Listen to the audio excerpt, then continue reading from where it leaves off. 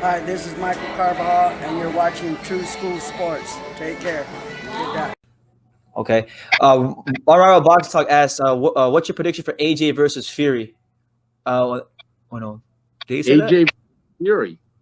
Yeah. Fury wins. Fury wins. Too much of a jab. Too much mobility. The difference is Fury was born to fight. He was named to Tyson Fury after Mike Tyson. Okay. Right. His father was a fighter. He planned on him being a fighter.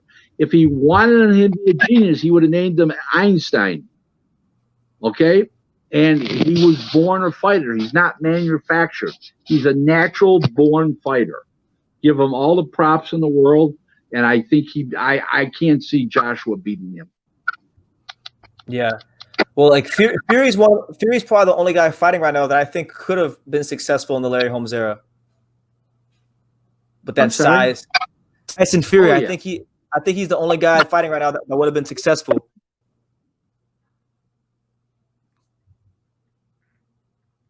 Hello? The guy's got bigger over the years, so that's not. So in other words, he wouldn't have been 6'9". He would have been like 6'4", 6'4.5", and he would have weighed 222 pounds. He wouldn't have weighed 271 pounds. So, but he would have been a threat in any era. Is what you're saying. I agree with that, but he wouldn't have been as big. Keep that in mind. Okay, fair enough. That's fair enough. Fair enough. Unrivaled asked about Larry Holmes. He says, do you believe Larry Holmes was shot when he fought Mike Tyson, or is it that a myth to detract from Mike, considering Larry gave Evander a hell of a fight and destroyed Ray Mercer? Shot. The fight was made on 2 months' notice. Don King came with the $3.5 million in the middle of the night and completely shot and shouldn't have fought. When he fought Mercer and when he fought Holyfield, he had a long time to get ready, and he had a whole bunch of tune-up fights along the way.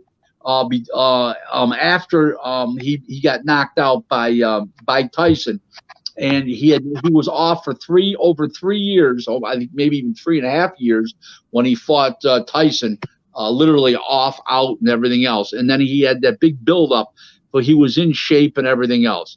Believe me when I tell you, a prime Larry Holmes would have done the same thing as an old Larry Holmes did to a young Mercer. Guaranteed. Played with him. Toyage. Larry Holmes is ring brilliant, okay? And he had so much self-control, and he always fought within himself. So yeah, he's a tough guy to beat. He had the different variations of that jab too. I was watching this fight with Randall Tex Cobb, and I love watching that jab. Oh, that's the wrong fight to look at. That was so disgusting, that fight. Oh my! I know. I watched that fight in West Palm Beach, Florida. I mean, I was nauseous. It was just such a beatdown and everything else. What's your prediction on Ryan Garcia and Luke Campbell? Yeah. It depends. If the fight's over here, Garcia wins no matter what. If it goes over there, I could see it going to the scorecards in a close fight. But Garcia should win over there too. I don't see why I wouldn't. If the fight takes place, so far we haven't had any announcement that it's taking place. Only that it was ordered. What do you make of Ryan Garcia? Like, what do you think about Ryan Garcia? I don't think I ever asked you about Ryan Garcia. I think he's an excellent young fighter with a lot of potential, but he's not. He's getting very poor. I've written it on Twitter. I've written it on Facebook multiple times. Getting very bad advice. Very, very bad advice. He's stymieing his career. He's causing people not to like him, the fans. You're turning down $250,000 for a fight, which is more than the minimum in your contract, and which is more than fair. And when people unemployed, we're in the middle of a pandemic, and people unemployed, and they don't know where their next meal's coming from or their next dollar's coming from. Okay, you're driving around in a Ferrari with a bag of McDonald's in front of you, pulling up in a townhouse. Guess what? Nobody should feel sorry for that dumb bastard. Let them know, Rick. Talk to these fools. Talk to these fools, man. They don't. These kids need help. They don't get it. They really don't. I personally the most skilled heavyweight of all time? Nice to hear your thoughts. Oh, absolutely. Not even a question. Brains, quick jab, mobile, knows how to tie a guy up. How about the ultimate survival? They were counting him out against Shavers. He rose from the dead. They were counting out against Snipes. He rose from the dead.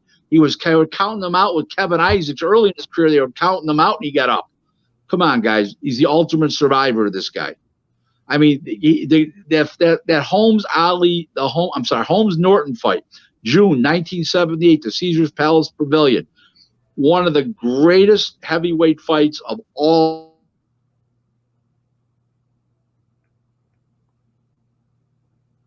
The 15th round, he needed that 15th round. He had to have that 15th round. He went out there and sucked it up, and he won it with a torn bicep, a fucked up shoulder.